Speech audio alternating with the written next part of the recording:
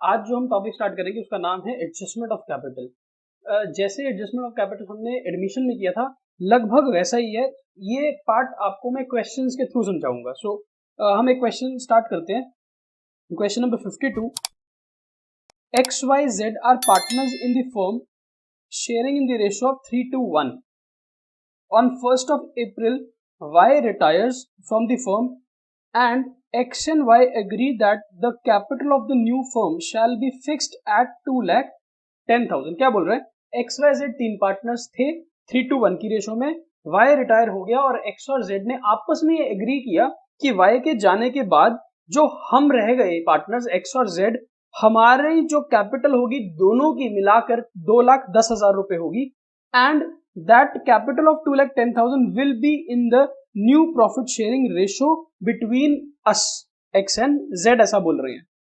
ठीक है, अभी इसको लिखते हैं एक बारी। X, Y और Z की जो रेशो थी वो थी 3:1 की। कौन चला जाता है इसमें से? Y चला जाता है। सो रह कौन गए? X और Z रह गए। पहले अभी हम ये चेक करते हैं, ये जो वर्ड लिखा है इसने न्यू प्रॉफिट शेयरिंग रेशो वो कितनी है। अगर हम आगे क्वेश्चन को पढ़ते हैं तो there is no indication as to what is the new profit sharing ratio. तो फिर न्यू प्रॉफिट शेयरिंग रेशो कितनी होगी between X and Z? Same जो उनकी पुरानी रेशो थी 3:1, यही इनकी न्यू प्रॉफिट शेयरिंग रेशो है। ठीक है, और इन्होंने ये क्या तय किया? इन्होंने तय किया कि जो टोटल कैपिटल होगा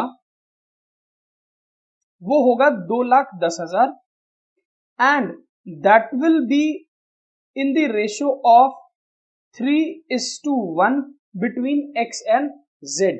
सो फिर कैपिटल होना कितना चाहिए? यानी कि the required capital of X and Z कितना होना चाहिए? 2,10,000 को आप 3:1 की रेशो में डिवाइड कर दो। सो 2,10,000 divided by 4, so 52,500 should be the capital of Z and 3 times should be the capital of X।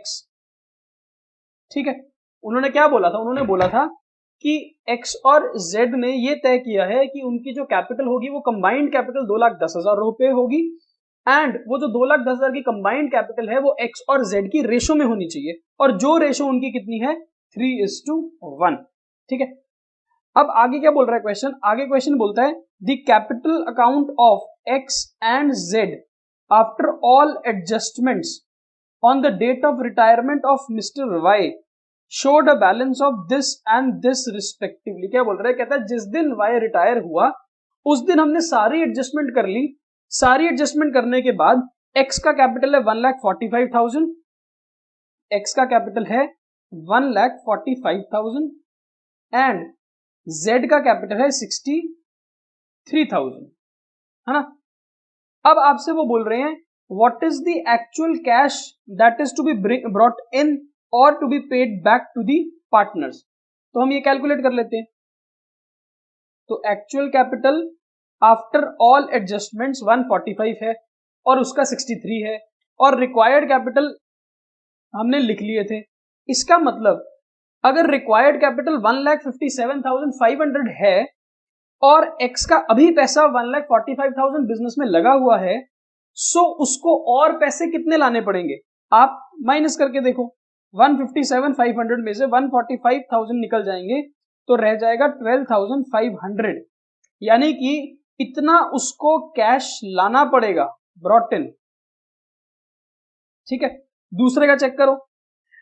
Z का 52,500 पैसा होना चाहिए, पर Z का पैसा तो ज्यादा लगा हुआ है बिजनेस में, तो वो क्या करेगा? वो पैसा विड्रॉ करेगा। कितना पैसा विड्रॉ करेगा? 63,000 में से 52,500 माइनस किए तो 10,500 रुपीज ये क्या करेगा? ये कैश विड्रॉ करेगा। सो क्वेश्चन ने हमसे पूछा था कि कौन पार्टनर पैसा लाएगा और कौन पार्टनर पैसा विड्रॉ करेगा। तो X 12,500 रुपए लेके आएगा और Z 10,500 रुपए विड्रॉ करेगा। जब वो X पैसे ले आएगा और Z पैसे ले जाएगा तो उनकी न्यू बैलेंस शीट में कैपिटल कितने कितने होंगे? 157,500 एंड 52,500, जो कि उनकी कंबाइंड कैपिटल उनकी प्रॉफिट शेयरिंग रेशो में होगी। सो ये एक क्वेश्चन था हमारा एडजस्टमेंट से रिलेटेड, कोई ज्यादा डिफिकल्ट नहीं है। एक और क्वेश्चन करके देखते हैं। क्वेश्चन 53, ABC पार्टनर्स थे 432 में और B रिटायर हो जाता है। सो हम यहां लिखते हैं ABC पार्टनर है 432 में और B रिटायर हो जाता है। On which date the capital of ABC after all the adjustments is this? कहता है सारी एडजस्टमेंट्स कर ली हमने, सारी एडजस्टमेंट्स करने के बाद ABC के कैपिटल इतने इतने हैं, लिख लेते हैं एक बारी। So capital after all adjustments कितने हैं? A, B और C के क्या बोला? 131,600, 114450 एंड C का है 67,600, राइट?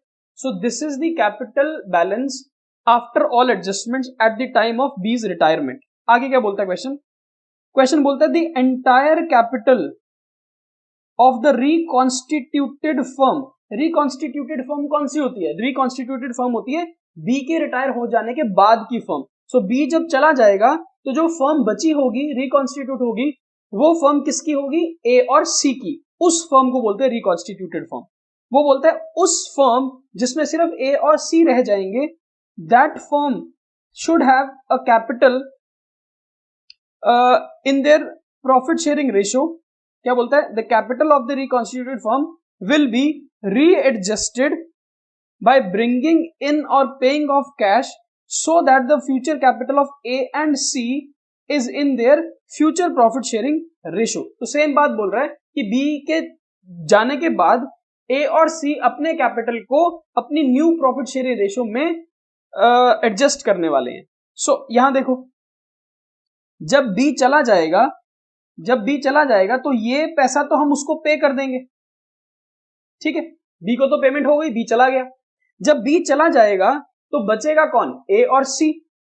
अब ए का कैपिटल है 131,600 और बी का कैपिटल है 67,600। सो तो टोटल जो फर्म होगी ए और सी की, अब उसकी कंबाइंड कैपिटल कितनी होगी? अगर हम ए और सी के दोनों कैपिटल को ऐड कर लें, सो 131,600 और 67,600 को ऐड करेंगे, सो 199,200 is the total combined capital of the new firm of A and C। पर वो ये बोल रहा है कि this total capital should be in the ratio of 4:2, 4:2, which means 2:1 की रेशियो में ये पैसे को आपको डिवाइड करना है या एडजस्ट करना। तो हम क्या करेंगे? 199,200 को उनकी फ्यूचर रेशियो विच इज 2:1 में डिवाइड करेंगे। तो सी का पैसा होना चाहिए 66,400 और उसके ट्वाइस 132,800 होना चाहिए ए का कैपिटल। तो अब हम क्या लिखेंगे? Required Capitals. ए का होना चाहिए 132,800 और सी का होना चाहिए 66,400। अब चेक कर लेंगे एडजस्टमेंट क्या करनी पड़ेगी। 1,32,800 should be the capital of A और अभी पैसा लगा हुआ है 1,31,600। इसका मतलब 1,200 रुपए का कैश इसको लाना पड़ेगा, यानी कि ही हैज टू ब्रिंग, और cash brought in by A should be 1,200 और बी को क्या करना पड़ेगा? बी को 1,200 रुपए कैश विड्रॉ करना पड़ेगा, ठीक है ना? सो एडजस्टमेंट क्या बनेगी? A should bring 1,200 and C should withdraw 1,200 so that उनका जो कैपिटल होगा वो उनकी न्यू रेशियो में एडजस्ट हो जाएगा। थोड़ा थोड़ा समझ आ रहा होगा, और क्वेश्चन करते हैं और क्लैरिटी आएगी। Question number 54, Tom, David and Harry are partners in the ratio of 5:3:7। Tom retire हो जाता है फर्म से, चलो Tom, David and Harry partners है 5:3:7 की रेशो में और टॉम रिटायर हो जाता है। David and Harry decide to share in the ratio of 2:3। So Tom चला गया और डेविड और हैरी ने अपनी जो न्यू रेशो बनाई है वो बनाई है 2:3। क्लियर हुआ? अब the adjusted capital accounts of David and Harry showed the balance of 19,800 and 42,300 and the total amount which is to be paid to Tom is 54,300। अभी हम लिखते हैं adjusted capitals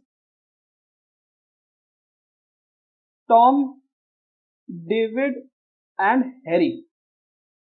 टॉम, डेविड और हैरी के adjusted Capitals कितने हैं? Tom का है 54,300, डेविड का 19,800 और इसका 42,300। क्या बोला कि सारी एडजस्टमेंट करने के बाद इन तीनों पार्टनर्स के बैलेंसेस इतने इतने हैं।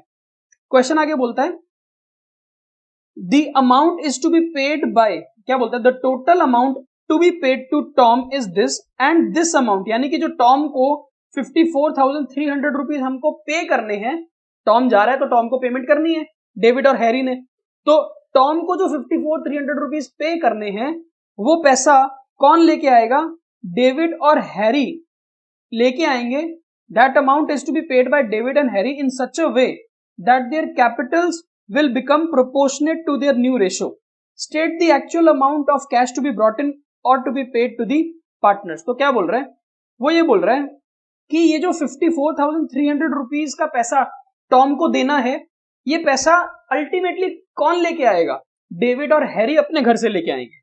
अब कितना पैसा डेविड को लाना है और कितना पैसा हैरी को लाना है, ये एक चैलेंज है। चैलेंज इसलिए बिकॉज डेविड और हैरी उतना उतना पैसा लेके आएंगे ताकि पैसा लाने के बाद जो फाइनल कैपिटल होगा डेविड और हैरी का वो प्रोपोर्शनेट होना चाहिए उनकी न्यू रेशो में। सो एक बात समझो, अगर 54,300 रुपीज सारे के सारे पैसे डेविड ले आता है, अगर ये सारा पैसा डेविड लेके आता है तो ये डेविड के कैपिटल में जुड़ जाएगा और डेविड का कैपिटल बढ़ जाएगा। अगर ये सारा पैसा हैरी लेके आता है तो ये पैसा हैरी के कैपिटल में इंक्रीज हो जाएगा और हैरी का कैपिटल बढ़ जाएगा। पर कितना पैसा डेविड ने लाना है और कितना पैसा हैरी ने लाना है, ये हमको कैलकुलेट करना है। तो एक काम करते हैं, चाहे ये डेविड लाए चाहे ये हैरी लाए, ultimately the combined capital of David and Harry कितना हो जाएगा? आप बोलोगे सर डेविड का 19,800 है, हैरी का 42,300 है, और अगर ये 54,300 का पैसा डेविड लाए चाहे हैरी लाए, चाहे थोड़ा डेविड और थोड़ा हैरी लाए, अल्टीमेटली वो भी तो डेविड और हैरी के कैपिटल में ही इंक्रीज होगा ना। सो अल्टीमेटली डेविड और हैरी का कंबाइंड कैपिटल इतना हो जाएगा, यानी कि हम इन तीनों को ऐड करते हैं 54,300 plus 19,800 plus 42,300, so total capital हो जाएगा 116,400। और ये 116,400 अल्टीमेटली डेविड और हैरी की न्यू रेशो में होना चाहिए। सो इसको अब आप न्यू रेशो में डिवाइड कर लो, divide by 5 into 2, 4,6,5,6,0 divide by 2 into 3 and 6,9,8,4,0। इसका मतलब this should be the capital of David and Harry after all adjustments. तो अब हम क्या बोल रहे हैं? रिक्वायर्ड कैपिटल्स कितना होना चाहिए? टॉम का तो कैपिटल होना नहीं चाहिए बिकॉज टॉम का तो कैपिटल चला जाएगा वापस। डेविड का कैपिटल होना चाहिए 4,6,5,6,0 और हैरी का होना चाहिए 6,9,8,4,0। सो कितना पैसा लाना पड़ेगा एडजस्टमेंट? 6,9,8,0 माइनस 42,300, सो 27,540 और 4,6,5,6,0 माइनस 19,800 26,760, यानी कि इतना पैसा कैश में डेविड लाएगा और इतना पैसा कैश में हैरी लाएगा। और अगर आप इन दोनों को ऐड करोगे 26,760 प्लस 27,540 प्लस 27,540 को, तो आपके पास ये कितना आएगा? आप अगर इन दोनों को ऐड करोगे तो ये 54,300 ही आएगा बिकॉज 54,300 हमको टॉम को देने के लिए डेविड और हैरी से लेके आने थे। अगर मैं आपसे एक अकाउंटिंग एंट्री की बात करूं तो अकाउंटिंग एंट्रीज क्या होंगी? एक एंट्री होगी कि टॉम को पैसे देने हैं, तो टॉम को पैसे देने हैं, वो एंट्री बनेगी Tom's capital debit 54,300 to cash. Tom को पैसे दे दिए और टॉम रिटायर हो गया। लेकिन जो टॉम को पैसे दिए वो पैसा अल्टीमेटली कौन लेके आया? डेविड और हैरी। तो जो पैसा डेविड और हैरी लाए वो कितना है? 54,300 ही है, सेम पैसा ही तो लेके आए हैं वो, लेकिन थोड़ा पैसा डेविड लाया है और थोड़ा पैसा हैरी लाया है। सो जितना जितना वो पैसा लाए हैं उतना उतनी एंट्री हमने डाल दी। क्लियर है? सो इस तरह से हुआ क्या कि अब अगर आप इस रेशो को निकालोगे, सो ये रेशो क्या बनेगी? 2:3 की रेशो ही बनेगी, जो कि हमारी रिक्वायर्ड क्वेश्चन था। ठीक है, और करते हैं क्वेश्चन नंबर 54। बस ये 55। अब ये क्वेश्चन करने के बाद हम ये 56, 57, 58 और 59 ये जो 4 क्वेश्चंस हैं ये स्किप कर देंगे हम। ठीक है, पिछले क्लास में मैंने आपको 2 चीजें स्किप कराई थी। लोन अकाउंट बनाना स्किप करवाया था जो पार्टनर से रिलेटेड था। ये भी क्वेश्चन उसी से रिलेटेड है। जब हम वो लोन अकाउंट वाला बात करेंगे तब हम ये क्वेश्चंस भी सॉल्व कर लेंगे। सो अभी हम क्वेश्चन 1 कर रहे हैं 55 और फिर हम फुल फ्लेज क्वेश्चन करेंगे। एबीसी पार्टनर्स है 5:3 की रेशो में। बी रिटायर हो गया and on the date of retirement the capitals of ABC after all adjustments is this and this respectively. चलो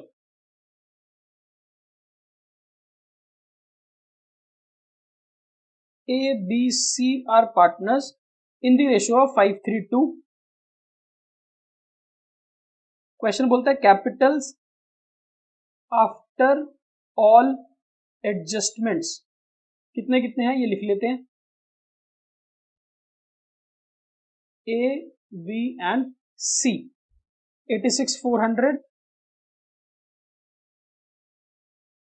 73,200, 22,400। क्लियर है? सो अभी ABC पार्टनर्स थे। सारी एडजस्टमेंट्स करने के बाद ABC के कैपिटल अकाउंट्स का बैलेंस ये आ रहा है। B रिटायर हो जाता है, सो B रिटायर हो रहा है। The cash and bank balance amounted to ₹8,000 on the date of retirement। क्या बोल रहा है कि हमारे पास कैश या बैंक के अंदर 8,000 रुपए पड़े हैं। ठीक है, बहुत अच्छी बात है। B was to be paid through the cash brought in by A and C। कहता है B को जितना भी पैसा देना है, कितना पैसा देना है? 73,200। कहता है वो जो 73,200 रुपीज B को देने हैं वो अल्टीमेटली कौन लेके आएगा अपने घर से? ए और सी अपने घर से लेके आएंगे और इस तरह से वो पैसे लेके आएंगे ताकि उनके कैपिटल्स उनकी न्यू रेशो में प्रोपोर्शनेटली डिवाइड हो जाएं। और न्यू रेशो कितनी है? 3:2 की रेशो है। सो अभी ए और सी की न्यू रेशो 3:2 है। क्वेश्चन क्या बोल रहा है? क्वेश्चन ही बोल रहा है कि बी को जो ये 73,200 रुपीज देने हैं ना, ये पैसा अल्टीमेटली कौन लेके आएगा? ए और सी लेके आएगा। और इस तरह से पैसा ए और सी लेके आएंगे, थोड़ा ए थोड़ा सी, ताकि after bringing the amount that is to be paid to B, जो कैपिटल होंगे ए और सी के वो 3:2 की रेशो में प्रोपोर्शनेट हो जाएं। आगे बोलता है calculate the amount of cash to be brought in और to be paid to the continuing partners assuming that, यहां पर एक कंडीशन लगा रहा है वो बहुत important, assuming that minimum cash and bank balance of 6,000 is to be maintained. क्या बोल रहा है? अभी कहता है हमारे पास कितने रुपए पड़े बैंक में? 8,000 रुपए। सी को जो पैसे देने हैं वो ए और बी को जो पैसे देने हैं वो ए और सी लेके आएंगे और उस पैसे में से हम बी को पैसे पे कर देंगे। लेकिन बी के पैसे पे हो जाने के बाद हमारे पास अल्टीमेटली कितना पैसा बचना चाहिए काम करने के लिए? 6,000 रुपए बचना चाहिए। तो my question to you is, अगर हमारे पास 8,000 रुपए आज हैं और बी को रिटायर होने के बाद हमारे पास 6,000 रुपए बचने चाहिए, तो इसका मतलब तो ये है ना कि 2,000 rupees can be used to pay off B. सही बोल रहा हूं कि गलत?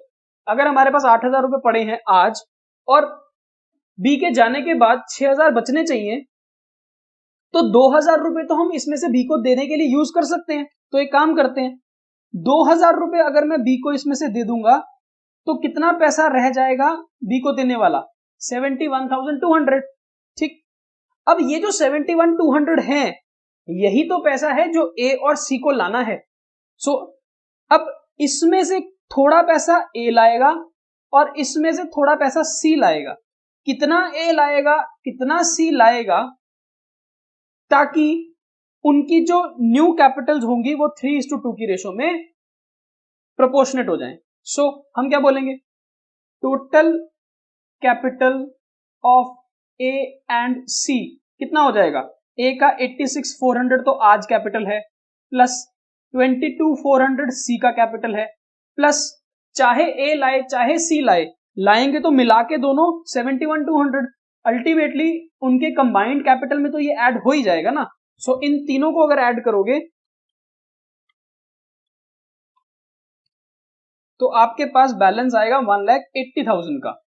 And this 1,80,000 must be in the proportion of 3:2. तो डिवाइड बाय 5 इंटू 3, 1,08,000 रुपए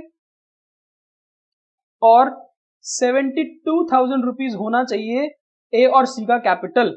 सो अभी हम लिखेंगे यहां पर रिक्वायर्ड कैपिटल कितना होना चाहिए? 1,08,000 फॉर ए एंड 72,000 फॉर सी। अब निकाल लो एडजस्टमेंट क्या करनी पड़ेगी। 1,08,000 कैपिटल होना चाहिए, 86,400 कैपिटल अभी है, इसका मतलब 21,600 कैश ए लाएगा। 72,000 कैपिटल होना चाहिए, 22,400 अभी है, इसका मतलब 49,600 कैश सी लाएगा। अब देखो 49,600 कैश सी लाया, 21,600 कैश ए लाया, सो ये टोटल कितना हो जाएगा? 71,200। ये जो 71,200 कैश आया, ये पैसा हम किसको दे देंगे? बी को दे देंगे। सो बी की सारी पेमेंट हो गई। 73,200 बी को देना था, उसमें से 2,000 रुपए तो हमने अपना एग्जिस्टिंग कैश बैलेंस यूज कर लिया, है ना, ये वाला। अभी एग्जिस्टिंग कैश बैलेंस हमने यूज कर लिया 2,000 रुपए, और जो उसके पैसे रह गए थे देने वाले, वो पैसा अल्टीमेटली कौन ले आया? ए और सी ले आया। So ultimately A and C's capital will become proportionate. So 21,600 A लाएगा, 49,600 सी लाएगा। ठीक हो गया? सो बस इतनी सी तो है capital adjustment related to retirement. अब हम कुछ फुल फ्लेज्ड क्वेश्चन करते हैं जिसमें ये सारी बातें होंगी। On 31st of March, the balance sheet of ABC who share profits and losses in proportion to their capital, इसका मतलब रेशो क्या है? 1:2:3 की प्रॉफिट शेयरिंग रेशो है। बैलेंस शीट में अगर आप देखो तो बैलेंस शीट में कुछ भी नहीं है जो एडजस्ट होने वाला हो, ज्यादा से ज्यादा एसेट्स और लायबिलिटीज की रिवैल्यूएशन होगी। बी रिटायर हो रहा है, सो अभी क्वेश्चन लिख लें।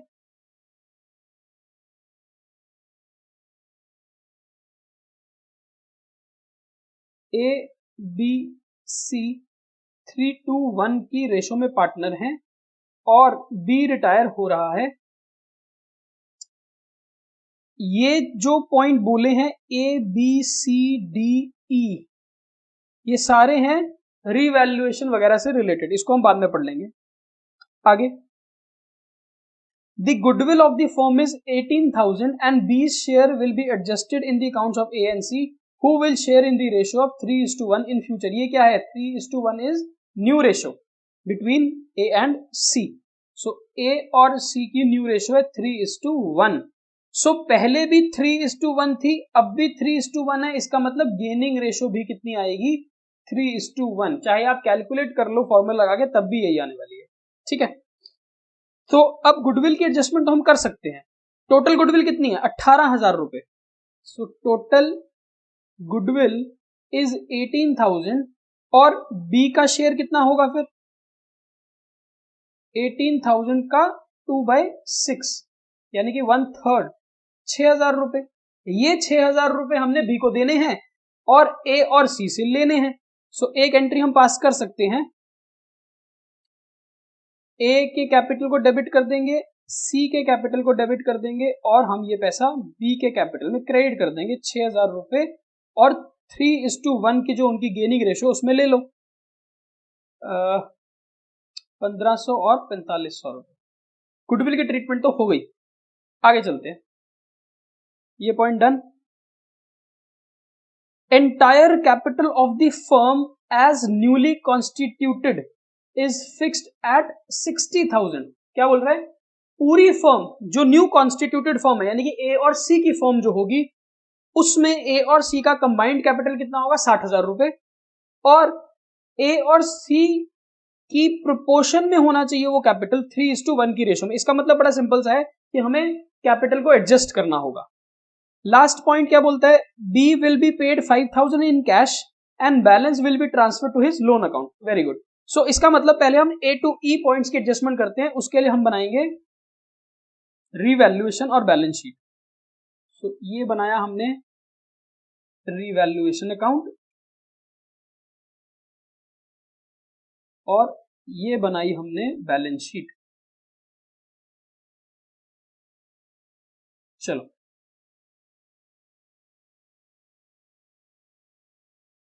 that out of amount of insurance which was debited entirely to P&L account 1,000 rupees is carried forward as unexpired insurance। इसका मतलब प्रीपेड इंश्योरेंस है हमारे लिए 1,000, इसको कैरी फॉरवर्ड करना है, कर देते हैं। बाय प्रीपेड इंश्योरेंस 1,000 हमारे लिए ये एसेट है इसलिए हमारे लिए इनकम मतलब प्रॉफिट हो गया। प्रीपेड इंश्योरेंस 1,000, ठीक है। फ्री होल्ड प्रेमिसेस को एप्रिशिएट करना है 10%, 5,000 रुपए फ्री होल्ड प्रेमिसेस को इंक्रीज करना है तो बाय फ्री होल्ड प्रेमिसेस 5,000 और फ्री होल्ड प्रेमिसेस की वैल्यू 55,000 हो जाएगी बैलेंस शीट में। Next, provision for doubtful debts brought up to 5%। 5% मतलब 500 रुपए होना चाहिए डाउटफुल डेट, अभी 200 है तो इसका मतलब 300 रुपए बढ़ाना पड़ेगा provision. So to provision for doubtful debts 300 रुपए बढ़ाया और बैलेंस शीट में डेटर्स हैं 10,000 के, उसमें से provision for bad debts minus हुआ 500, सो ये आया 9,500 नेट डेटर्स। मशीनरी को 5% डेप्रिशिएट करना है, 1,200 रुपए डेप्रिशिएट कर दो मशीनरी। सो मशीनरी की वैल्यू 24,000 में से 1,200 कम हो जाएगी, 22,800 की रह जाएगी। 1,200 रुपए मशीनरी की वैल्यू कम कर दी। लास्ट बोलते हैं liability for workman compensation of 1,500 is to be created. Balance sheet में WCR नहीं है, इसका मतलब ये एक तरह का हमारे लिए एक्सपेंस आउटस्टैंडिंग है जो हमने पे करना है 1,500। अब 1,500 रुपए अगर हमारे को किसी को देने पड़ेंगे हमारे लिए वो क्या है, खर्चा या नुकसान। सो हमारे लिए यहां पर आ गया टू वर्कमैन कॉम्पनसेशन क्लेम 1,500 रुपए और बैलेंस शीट में लाइबिलिटी साइड पे वर्कमैन कॉम्पनसेशन क्लेम आ जाएगा 1,500, ठीक है। और कुछ है नहीं तो ये हो गया बंद। 6,000 प्रॉफिट आ रहा है 3,000 रुपए का।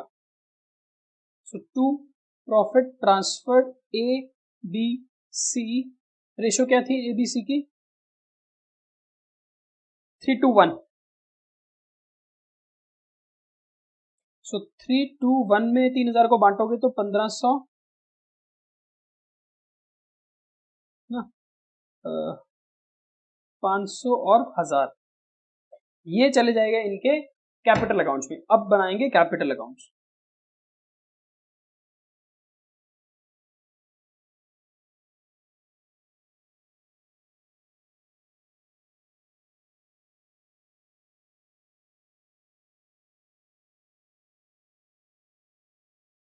सबसे पहले आएगा बाय बैलेंस ब्रॉट डाउन 45, 30, 15।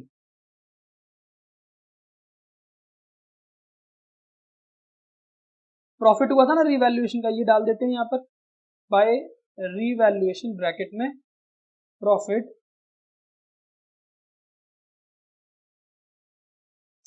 उसके बाद जो हमने एक जर्नल एंट्री पास करी थी गुडविल से रिलेटेड, इसको डाल देते हैं। ए और सी को डेबिट करना है टू बी।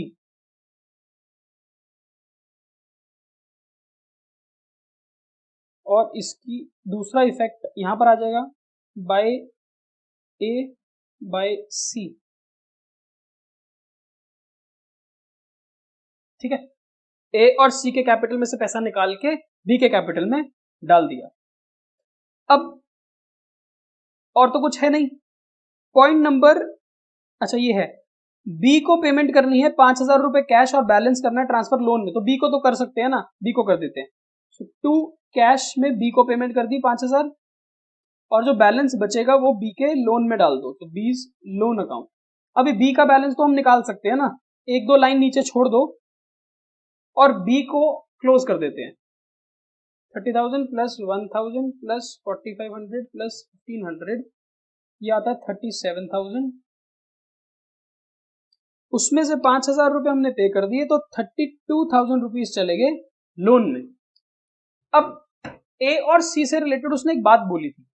उसने बोला था कि ए और सी का कंबाइंड कैपिटल कितना होना चाहिए? कंबाइंड कैपिटल होना चाहिए 60,000 रुपीज। ये देखो, the capital of the new firm will be fixed at 60,000 between A and C in the proportion of 3:1। इसका मतलब ये अल्टीमेटली ए और सी की 3:1 के प्रोपोर्शन में होना चाहिए, यानी कि इसका होना चाहिए 45,000 और इसका होना चाहिए 15,000, और ये होना चाहिए रिक्वायर्ड कैपिटल, है ना।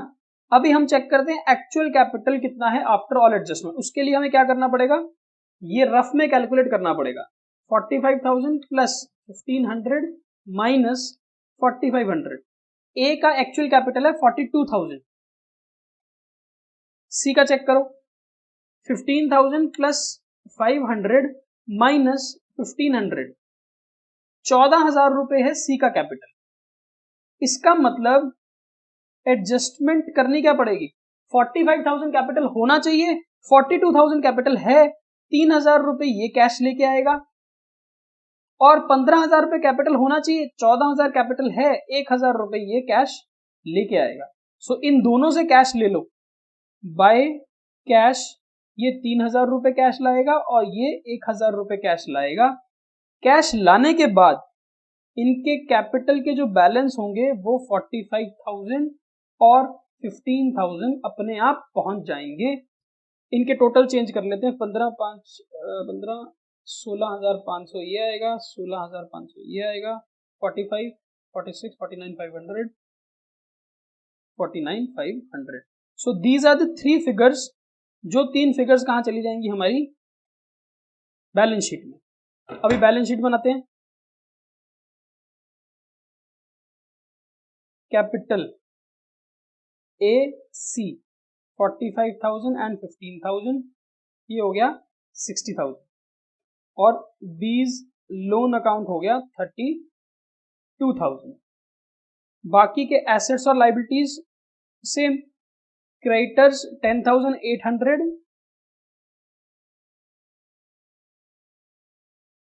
और बिल्स पेएबल 5,000। एसेट साइड पे कैश अभी देखते हैं। डेटर हमने डाल दिया, stock as it is 9,000, machinery हमने डाल दी, डेटर डाल दिए, free hold premium, prepaid insurance. अभी रह गया कैश एट बैंक। अभी चेक करते पहले कितना था। पहले हमारे पास 13,000 रुपए पड़ा था, राइट। 13,000 के बाद हमने क्या क्या किया, 3,000 इसने दिए, 1,000 इसने दिए। सो इसका मतलब हमारा जो कैश का बैलेंस है वो बढ़ गया, 3,000 प्लस 1,000 रुपीज इंक्रीज हो गए, तो टोटल कैश कितना हो गया 17,000। लेकिन 5,000 रुपए हमने कैश किसको पे किया था, बी को पे किया था, तो वो हमारा माइनस हो जाएगा, तो ये कैश आएगा 12,000 रुपए। और फिर आपकी अब बैलेंस शीट टैली होनी चाहिए। अभी चेक करते हैं। 1500 प्लस 60,000 प्लस 32,000 प्लस 10,800 प्लस 5,000